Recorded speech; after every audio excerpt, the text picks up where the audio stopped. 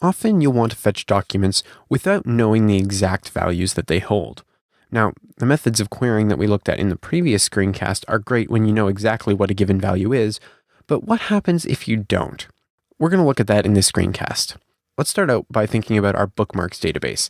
For example, we may want to get all of the bookmarks that have been favorited more than 50 times, or we might want to get all of the users whose names are either John or Jane. How do we do these more advanced queries? Well, this is where MongoDB's operators come in handy. So that's what we're going to look at in this screencast. Go ahead and pop over to terminal here and run Mongo bookmarks so that we choose our bookmarks database to start with. And now let's look at a couple of operators. The first few we're going to look at are all for working on numbers. Let's say that we want to find all of the bookmarks that have been favorited more than 50 times. So we can say db.links.find.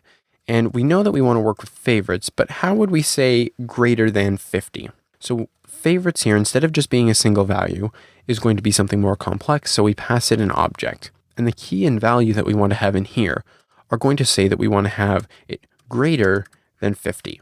Now, all of the MongoDB operators begin with a $sign, and then it's some abbreviation usually of whatever it does. This is the greater than operator, $GT. And as you can see here, we have favorites, and it's set to an object that is $GT:50. So this is saying we want to find all of the link documents that have a favorites value that is greater than 50. Now I'm just going to go ahead and choose only to have the title field here, and we also want, of course, to have the favorites field so that we can know this is actually working. You can see that all of these values, if you go through them one by one, all of them are indeed greater than 50. Now, the problem here is that these are actually all of the documents. It seems that I didn't put any in that have fewer than 50 favorites. So let's go ahead and limit this to 150. And you can see here, okay, now this is only returning us, 7 different documents? So these 7 documents all have greater than 150 favorites. As you might imagine, there's also the less than operator, which is $LT. And I'm just going to switch this in the very same query. And now, as you can see here, we have 1, 2, 3, 4, 5 different documents that have a value of less than 150 in their favorites field. Now notice here that we have 2 different documents that have a value of 100. If I go ahead and change this to less than 100 instead of less than 150, you can see that it gets rid of those 2 documents. However, there's also less than equal to, and that is just LTE, as you might expect. And less than equal to will also include those 2 100 values in our return values. And of course, as you might expect, there's one more in this set, and that is greater than or equal to. And so this will return all of the values that are greater than, and it includes the 2 values that are equal to 100. Now, it's important to note that with a lot of these operators, there's no rule that says we can only use one at a time. Let's go ahead and find all of the favorites that are greater than 100, but are less than 300. All we do is to the favorites key, we pass an object that we set this object to the favorites key, and this object has 2 key values of its own. One is the greater than value, and one is the less than value. So as you can see, we want it to be greater than 100 and less than 300. So we're effectively creating a range here.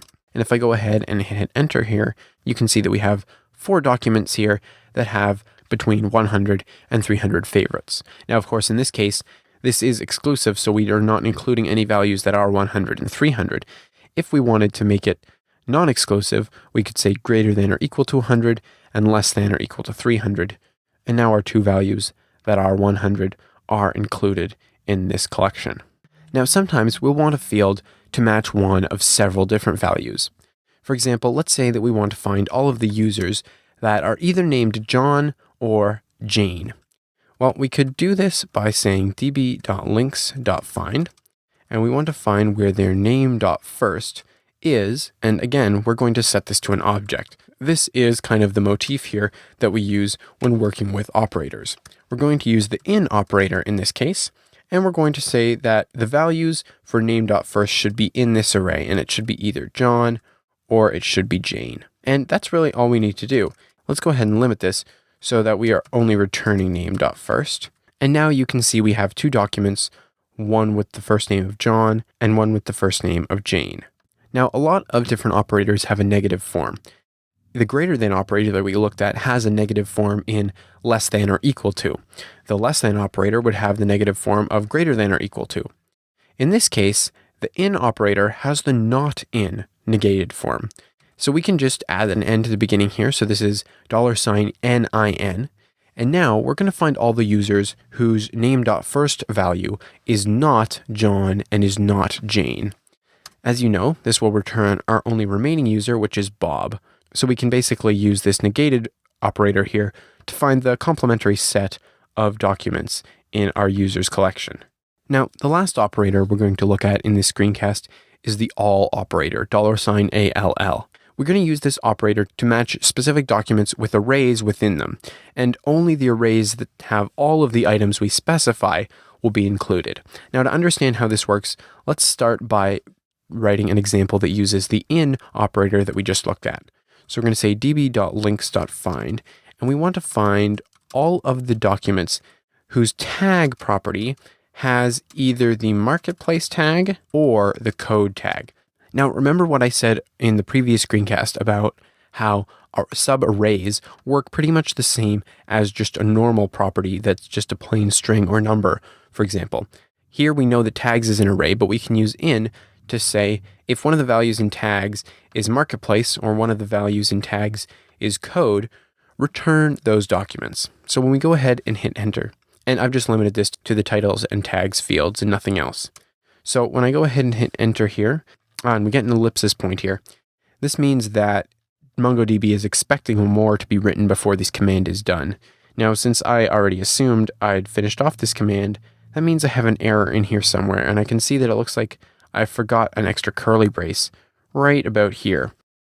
Closing curly brace there. So now you can see that we have 4 different documents returned here. This one was returned because it had a tag code.